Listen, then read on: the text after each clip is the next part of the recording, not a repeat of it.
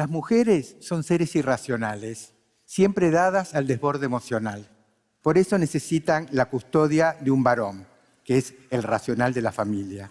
Al comienzo de sus vidas serán contenidas por un padre y si aprenden bien lograrán un buen marido al que tendrán que cuidar. Esta frase estaba en la introducción de un manual para educación de las niñas y jovencitas sobre el matrimonio, que circulaba en todo el planeta en diferentes traducciones en la década de 1930. Pero la idea en sí tiene 5 milenios de existencia en todo el planeta, en todas las culturas, en todos los momentos. En 1915, en ningún país del mundo las mujeres podían votar. En 2015, o sea, hoy, 100 años después, 65 países son gobernados por mujeres. En 1910...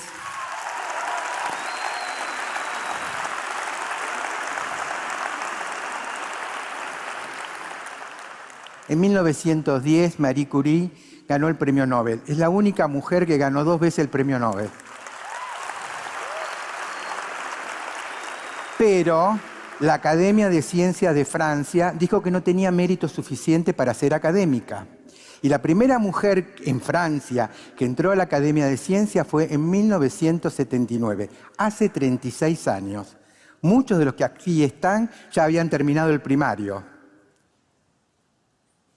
La Universidad de Harvard tiene una escuela de negocios muy prestigiosa que recién en 1965, hace ahora 50 años, se está festejando eso, dejó que una mujer pudiera hacer la maestría. La Universidad de Yale admitió mujeres recién en 1972. La Universidad de Princeton recién en 1974. Y podríamos seguir y seguir. Esta idea de que la mujer solo sirve para criar hijos y ayudar al marido, que es un ser irracional, que es histérica, era una verdad de hecho hace un siglo. La creían las mismas mujeres. Había 1.800 millones de personas en el mundo en ese momento y casi todas, sacando 5.000 quizás, creían esta idea. Era una verdad de hecho. ¿Por qué el mundo cambió tanto en un siglo? Es más, en los últimos 50 años es cuando cambió. Porque estamos viviendo la más asombrosa transformación en la historia de la cultura humana. Estamos cambiando un paradigma conceptual a otro paradigma conceptual. Es una revolución que todas las revoluciones políticas que hemos vivido, las económicas, etcétera, son nada al lado de esta. Estamos dejando de lado la idea de que la verdad es verdadera, a la idea de que la verdad es mentira. No existen los hechos, solo existen interpretaciones. Los seres humanos no tenemos una relación directa con el mundo, nos relacionamos con el mundo a través del lenguaje. Es decir, no vemos el mundo, vemos nuestra idea del mundo. Hace 2500 años Píndaro ya decía esto en un poema. Ahora los neurobiólogos y los psicólogos cognitivos están estudiando esto. Podemos ver el mundo que nuestra mente nos permite ver, no cualquier mundo, no el mundo objetivo. Hay una enorme discusión en este momento acerca de si el mundo que existe ahí afuera alguna vez lo podremos comprender.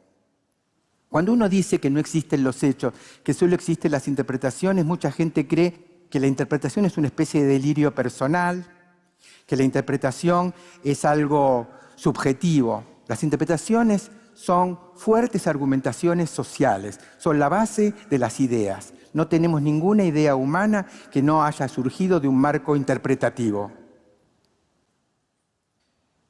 ¿Qué es un marco interpretativo? ¿Qué día es hoy? 24 de septiembre. ¿Alguno de aquí lo duda? ¿Qué día es para vos? Bueno, convengamos que es el 24 de septiembre, porque todos los que estamos acá estamos de acuerdo con el calendario gregoriano. Pero si estuviéramos en el calendario chino, en el hebreo, el judío, o cualquiera de los calendarios 500 o más que existen, el 24 de septiembre no tendría ningún sentido. Cada cosa que decimos, cada cosa que pensamos, cada hito que ponemos es parte y una construcción social muy ardua que hemos automatizado y naturalizado. Los gatos viven sin calendario.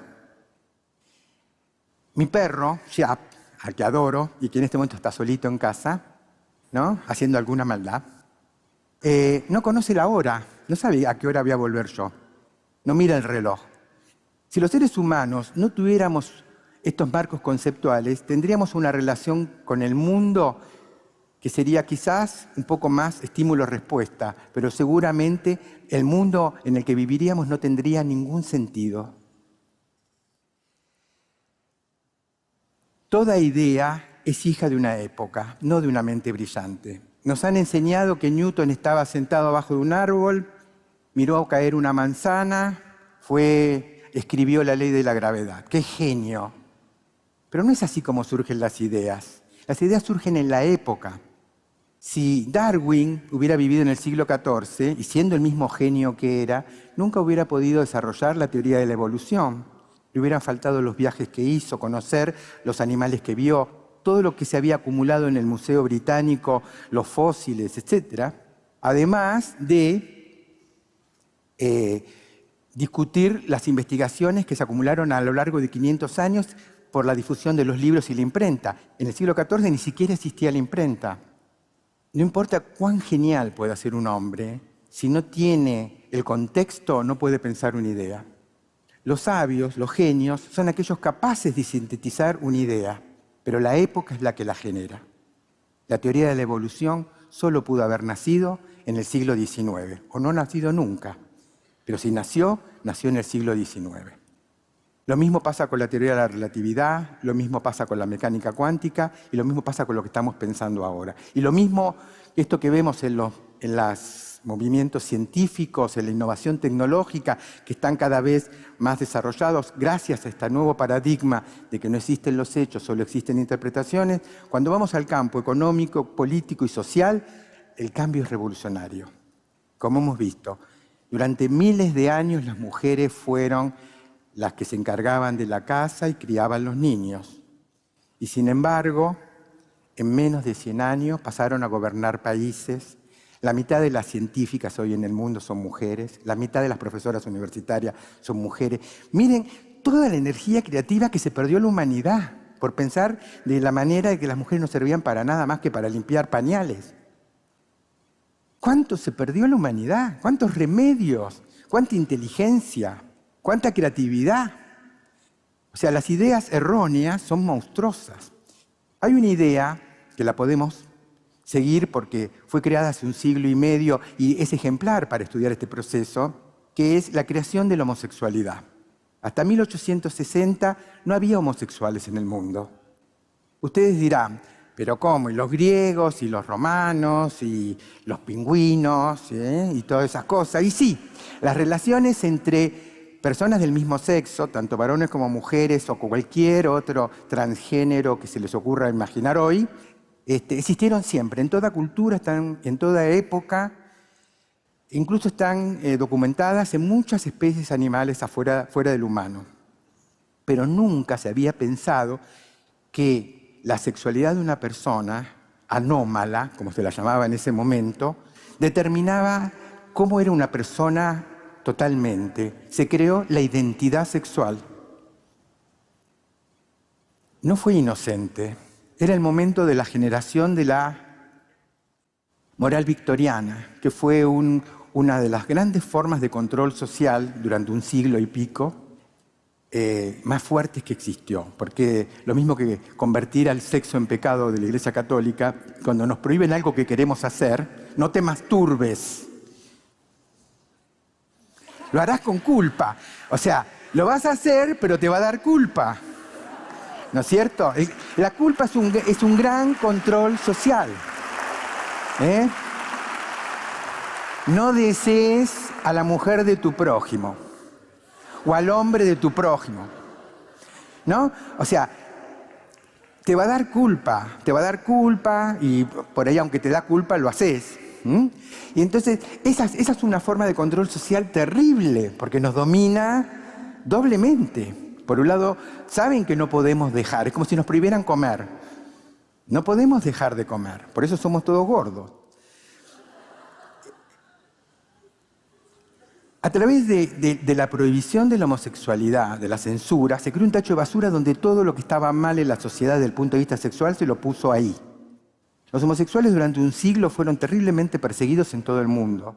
No tenían ni derecho a hablar, ni derecho a defenderse. Lo mismo que las mujeres antes, ¿no? O que los judíos, o que los negros que recién salidos de la esclavitud, ni hablemos cuando eran esclavos.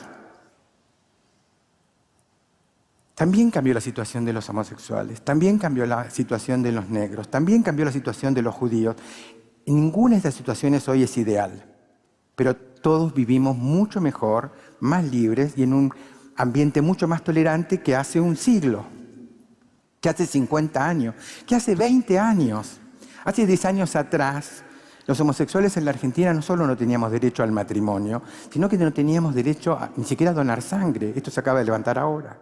En muchas partes del mundo los homosexuales todavía son condenados a ser fusilados, pero en muchas partes del mundo hoy son completamente legales. Esto fue posible por el cambio de paradigma y porque este cambio de paradigma permitió la lucha de gays, judíos, mujeres, negros, etcétera, etcétera, todos los oprimidos, asuman su identidad, se hagan respetar y luego hagan que los otros comprendan que son también seres humanos que tienen pleno derecho. Pero hay un drama de las luchas sociales y es que uno tiene que meterse en la cárcel que me discriminó. Para que me respeten como judío, tengo que ser solo judío. Para que me respeten como mujer, tengo que ser solo mujer. Para que me respeten como negro, solo negro y lo mismo solo gay.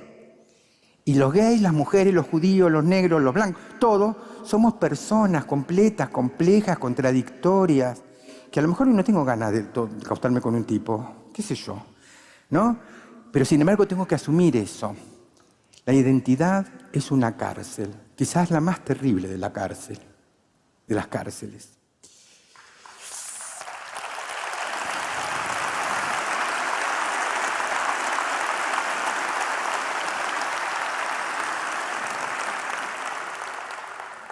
Hace 50 años, miren qué viejo soy, yo era un niño homosexual.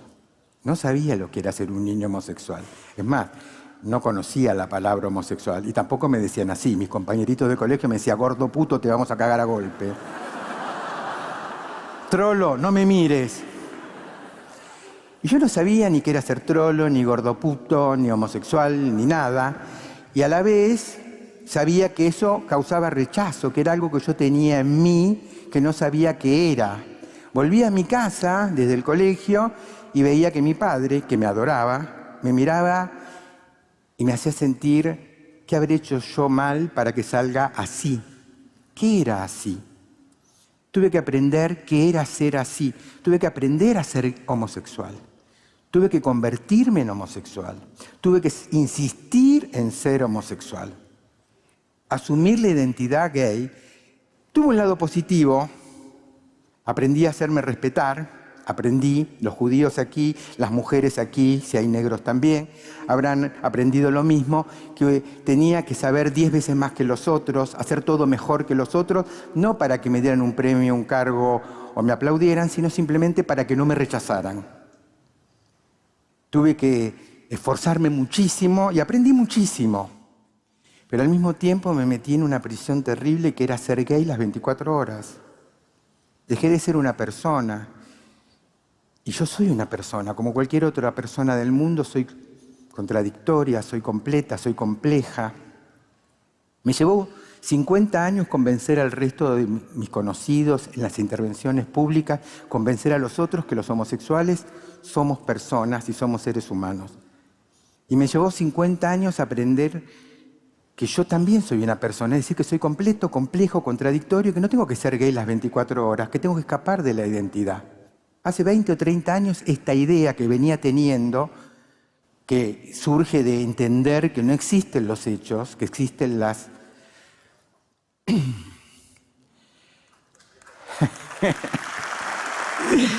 interpretaciones, No existen los hechos, existen las contradicciones, iba a decir, porque realmente es eso, somos contradictorios. No existen los hechos, existen las contradicciones, y las contradicciones también son interpretaciones.